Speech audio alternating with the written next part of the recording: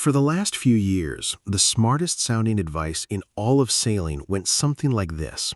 Buy a brand new catamaran, hand it to a charter company, let paying guests cover your loan for 5 years, and then sail off into the sunset with a boat that somebody else basically paid for. It was everywhere. Brokers pitched it, charter companies built entire ownership programs around it, and tens of thousands of people quietly believed it because, for a little while, it actually worked. That advice is now radioactive. In 2026, the charter market did not soften and it did not cool, it broke. And the people who followed that clever little plan are all discovering at the exact same time that the machine they bought into has slipped hard into reverse. This is the story of how one of the great money-making dreams in modern sailing went from a sure thing to a cautionary tale in about 18 months. And it matters whether you have ever chartered a boat, ever thought about buying one, or just want to understand what is really happening out on the water right now. Because there is one number coming up that should stop anyone who bought a catamaran for charter income dead in their tracks. And near the end, there is a trap hiding inside all of this wreckage that is quietly catching the next wave of buyers. But to understand how it broke, you first have to understand how genuinely insane the boom really was. Rewind to the years right after the world reopened. Something happened to travel that almost nobody fully predicted. People who had been locked down for the better part of 2 years came out the other side desperate for space, for privacy, for a holiday that did not involve a crowded resort or a packed cruise ship or breathing recycled air in an airport terminal for hours. And a sailing charter answered every single one of those desires almost perfectly. Your own boat, your own crew or no crew at all, your own floating bubble drifting between empty anchorages, nobody within 100 meters of you. Charter demand did not just recover, it detonated. Suddenly, the yacht charter world, a quiet niche business most people never think about, was pulling in something on the order of 100,000 travelers a year at a market value pushing toward $10 billion. And here's the part that reshaped everything. Roughly 40% of the people booking were first-timers. A completely new customer, often much younger than the traditional yacht client, frequently made rich by technology or finance, walking up the dock with a credit card and none of the old baggage about how things had always been done. The average age of a serious charter client tumbled into the 35 to 45 range. This was new money, new demand, and it was ravenous. And where there's that kind of demand, boats get ordered. This is where the seeds of the collapse were quietly planted, because the charter companies and the investors behind them did exactly what human beings always do at the very top of a boom. They assumed it would last forever. The big charter operators went on an ordering spree, buying new catamarans by the hundreds, and to fund those orders, they leaned hard on those ownership programs I mentioned, the ones that turned an ordinary buyer into a miniature investor. The pitch was seductive and it was simple. You buy the boat, or you finance most of it, you place it into the charter fleet, and for 5 years, the charter income covers your payments, maybe even hands you a small profit, while the company handles the bookings, the cleaning, and the maintenance. At the end of the term, you take a lightly used yacht and go cruising, or you sell it and walk away. Some programs promised you a fixed, guaranteed monthly check no matter what. Others paid you a share of whatever your specific boat earned. Either way, in the middle of a demand explosion, with money almost free to borrow, it looked absolutely bulletproof, a way to own a $500,000 yacht that paid for itself while you were sitting at your desk back home. Thousands of people signed up. Shipyards, the big French and South African builders especially, ran flat out, cranking out nearly identical charter-spec catamarans as fast as they could physically laminate them. Most of them fitted out with 4 or 5 cabins to pack in the maximum number of paying guests. Everyone was making money, so everyone kept ordering, and almost nobody stops to ask the only question that ever really matters at the top of a boom. What happens when all of this arrives at once and the crowd stops coming? And it was not just sailing. This is worth understanding because it tells you the collapse was not some freak accident unique to catamarans. Across the entire charter economy that same stretch of years, the exact same madness was playing out. The giant container shipping lines poured their pandemic profits into ordering so many new vessels that they swelled the global fleet by more than a quarter. Cargo airlines, private jet operators, everyone who rents out a way to move people or things over long distances did the same thing, gorging on a temporary high and building far too much capacity for a world that was about to change. The whole industry was making a single collective bet that the good times were permanent. The sailing charter world was just one small, beautiful corner of that very large and very reckless wager. But before we get to the bust, understand the one thing that convinced everyone the bet was safe, because it was genuinely bizarre. In any normal world, a boat is a depreciating asset. You buy it, you use it, and it loses value every year, the same way a car does. For about 5 years, that basic law of nature simply stopped applying to catamarans. Supply chains were snarled, new boats were stuck in multi-year backlogs, and demand was screaming, so used prices went vertical. A 5-year-old catamaran that should have shed 30% of its value was suddenly worth more in 2022 than it had cost brand new back in 2017. Read that again because it is insane. 5-year-old boats trading above their original sticker price. That has essentially never happened in the history of recreational boating. And that single anomaly is what supercharged the whole thing. Because if used boats only ever go up, then the charter ownership plan is not just safe, it is a genius double play. You earn charter income for 5 years, and then you sell the boat for more than you paid. It felt like there was no way to lose, which historically is the single most reliable warning sign that you are standing at the very peak right before the fall. Because then the cracks started to show, and the first one was in demand. It was subtle at first, easy to miss if you were not watching closely. The revenge travel surge that had powered the entire thing began to fade, the way every surge eventually does. At the same time, the broader economy got heavier. Interest rates climbed, luxury spending got more cautious, and the free spending confidence of the boom years slowly curdled into hesitation. But the clearest warning sign, the one that industry insiders actually watched like a hawk, was hiding inside something called booking lead time. That is simply how far in advance people reserve their charters. In a healthy, confident market, wealthy clients book their prime summer weeks many months ahead because they are certain they want to go and they are afraid of missing the best boats. For years, that lead time sat comfortably around 118 days, roughly 4 months of advance commitment. In 2026, it collapsed to around 83 days. That is a drop of nearly a third in a single year. And even more telling, more than 60% of the departures for July, the absolute peak of the season, were being locked in barely a month beforehand. Read that carefully because it is the entire story compressed into one statistic. The customers had not vanished, they had gotten scared. In a world that suddenly felt unstable and expensive, nobody wanted to drop tens or even hundreds of thousands of dollars on a holiday 6 months out. They wanted to wait, stay flexible, and pounce at the last possible second. You could see it in how they bought, too, drifting away from the old, rigid, committed forms of ownership and toward pure on-demand booking, grabbing exactly the boat they wanted at the last minute and nothing more. And when your entire luxury business is built on confident people committing early and paying deposits, a customer base that suddenly refuses to commit is a slow-motion emergency. Now, a nervous customer who books late is a problem you might survive on its own, but the softening demand did not arrive alone. It arrived at the precise moment that the cost of running these boats went vertical, and that specific combination is what turned an ordinary downturn into a genuine break. Let me walk you through the cost side, because this is where the dream really started to die. First, fuel. In 2026, marine fuel prices surged hard on the back of serious geopolitical turmoil. And here's the thing people forget. A modern charter catamaran may be a sailboat, but it runs its engines, its generators, its air conditioning, and its water maker almost constantly, and it burns fuel doing all of it.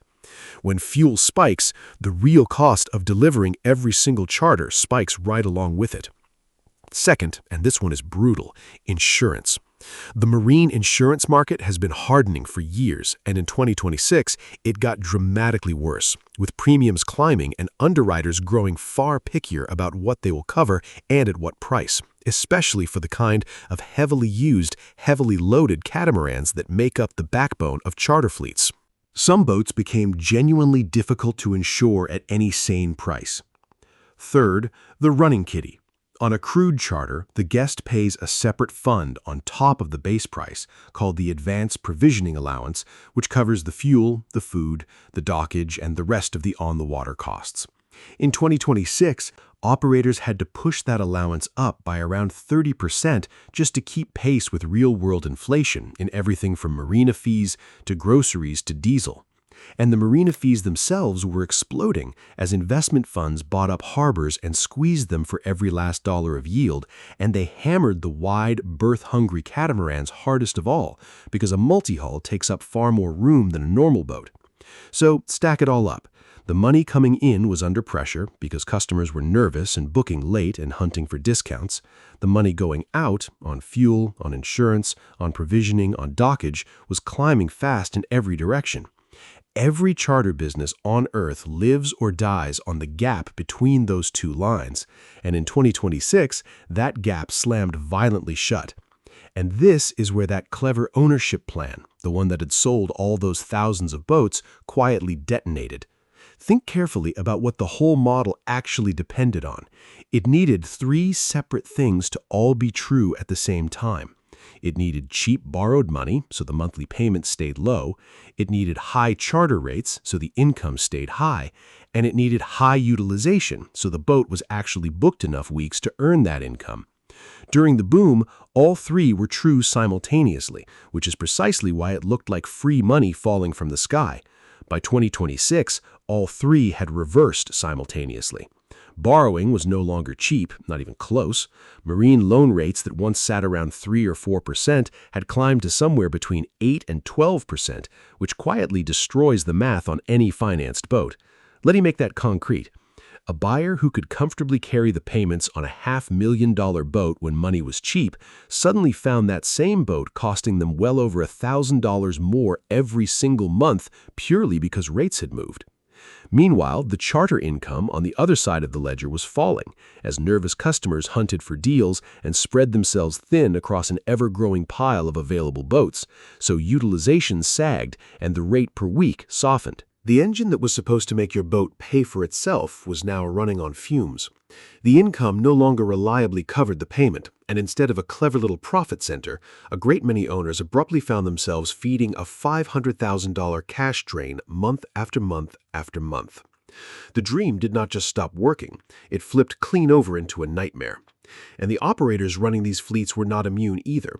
Behind the scenes, the same squeeze was crushing the charter companies themselves, and the wider freight world around them was littered with businesses that had binged on cheap credit during the boom and now could not service their debts, tipping over into a wave of bankruptcies and forced consolidations. For a boat owner sitting inside one of these ownership programs, that introduced a brand new and deeply unpleasant kind of risk. Your expensive asset was now parked inside the balance sheet of a company that might itself be in serious financial trouble. Suddenly, the smart move was to think of your charter operator not as a friendly partner, but as a credit risk, something to be scrutinized and worried about. Because if the company running your boat went under, your carefully laid plan went down with it. The very structure that was supposed to remove risk and hand you passive income had quietly become one of the largest risks in the entire deal. That flood of ex-charter boats is exactly why I wrote the Blue Water Buyer's Manual, my 296-page guide to telling an ocean-ready boat from a charter-thrashed one, inspecting it and pricing it before you buy. The link is in the description below. So now we arrive at the number I promised you, the one that should genuinely frighten anyone who bought into this. Remember, those ownership programs run on roughly 5-year terms, which means all of the boats bought at the very peak of the boom are now coming off charter at the same time, crammed into the same narrow window. Somewhere between 530 and 670 ex-charter catamarans are being flushed onto the secondary market in one brutal 36-month stretch, running right through 2025, 2026, and 2027. And they are not arriving alone. They are landing on top of 2 other waves at the same moment. There's the delayed delivery wave. boats ordered at the frenzied peak that shipyards are only now finishing and handing over, some of which get titled and immediately relisted the very next morning by owners who no longer want them. And there's the private exit wave. Ordinary people who bought into the cruising dream during the pandemic and are now bailing out, having discovered that a big catamaran is not a lifestyle so much as a second full-time job that happens to float. Stack the ex-charter flood on top of the delayed deliveries on top of the private exits, all in the same calendar year, and you get hundreds upon hundreds of nearly identical boats, same models, same layouts, same age, all hitting the listings at the same moment, all owned by people who now urgently, desperately need to sell. And basic economics tells you exactly what that does to prices. It crushes them. Look at the most popular size range. Catamarans between 45 and 51 feet. In 2023, the average one changed hands for roughly $745,000. By 2026, that same average boat is selling for just over $515,000. That is a collapse of around $230,000, a 31% drop in 3 short years. The average boat now sits unsold for 321 days, more than 10 months on the market bleeding money. And the share of listed catamarans that actually find a buyer in a given year has fallen off a cliff, with analysts now estimating that roughly 30% of the boats currently for sale may never sell at all at the price their owners are asking. That negative depreciation miracle, the one where old boats sold for more than new, did not just fade, it violently reversed. The very same boats that were sold as a rock-solid investment became, for a lot of people, the single worst financial decision of their lives, and they all realized it at almost exactly the same moment.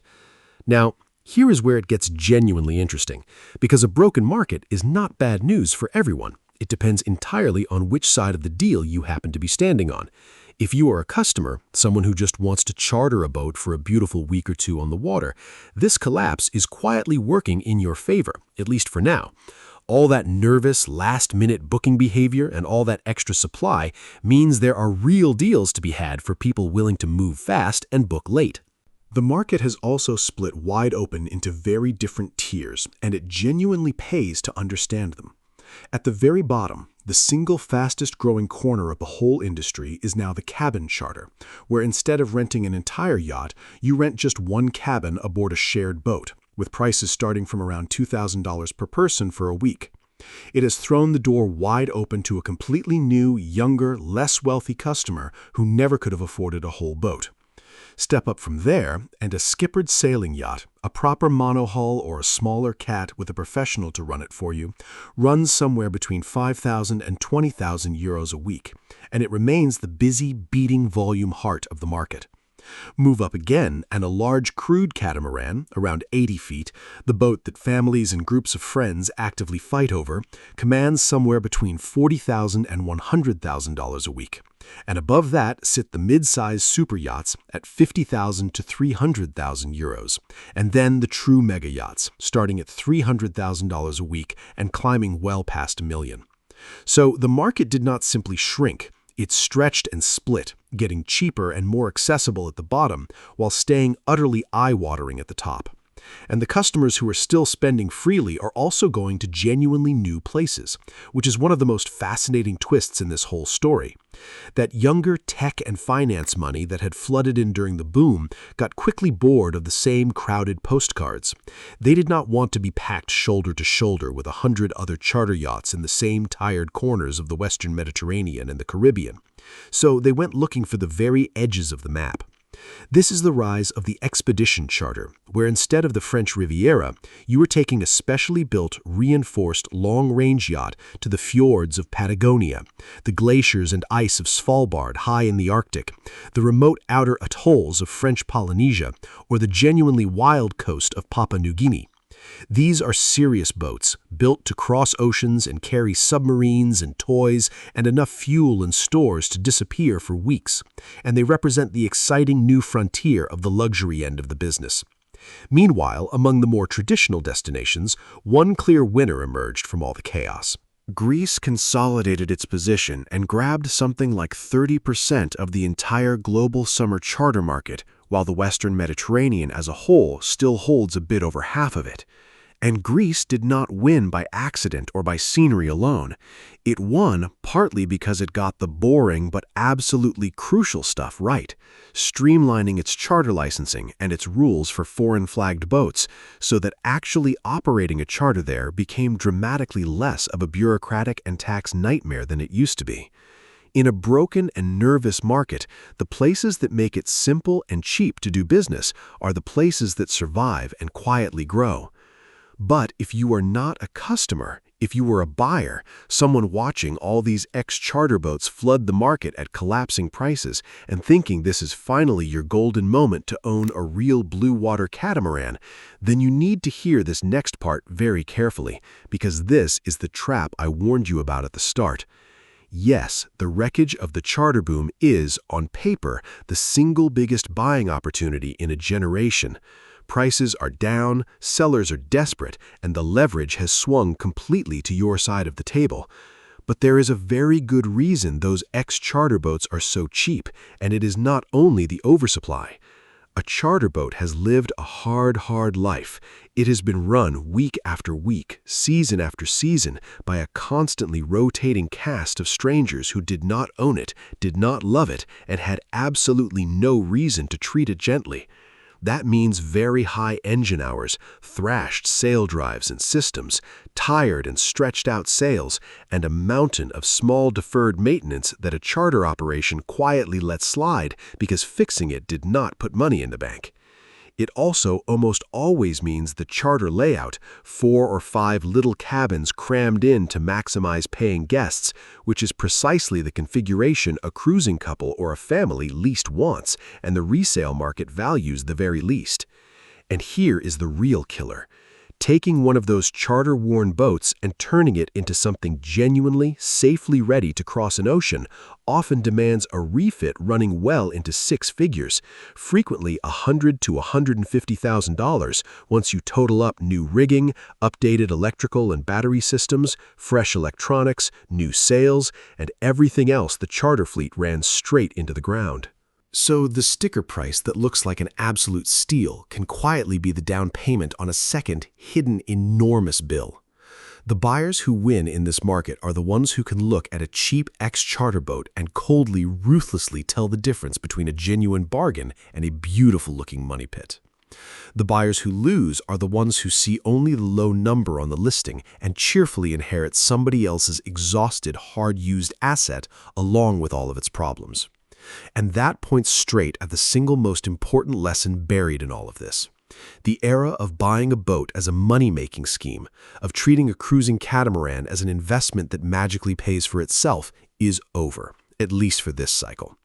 That entire idea was the product of a very specific and very temporary set of conditions: cheap money, a demand explosion, and a fleet of operators willing to promise you the world.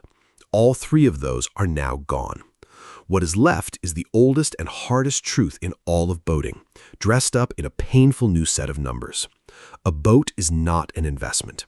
A boat is a thing you buy to use, to sail, to live aboard, and to love. And the only version of this that has ever actually worked over the long run is buying the right boat at the right honest price for the life you genuinely intend to live out on the water. This is exactly how a boom always ends. An industry gets drunk on a temporary high, pours all of its profits into building far too much capacity, and then gets blindsided when demand quietly normalizes and costs turn against it at the worst possible moment. It happened right across the entire shipping and freight world in 2026, and it happened right here in the small, beautiful corner of it that we actually care about, the world of sailing catamarans and the people who dream about them. So here is where it all finally lands. The charter market broke because it forgot the one rule that governs every boom ever recorded, which is that no boom lasts forever. It overordered on the lazy assumption that the party would never end. It got caught in a vice between nervous late-booking customers on one side and soaring fuel, insurance, and dockage costs on the other. And it watched the clever ownership math that had sold thousands of boats flip inside out, from a passive income promise into an active financial trap.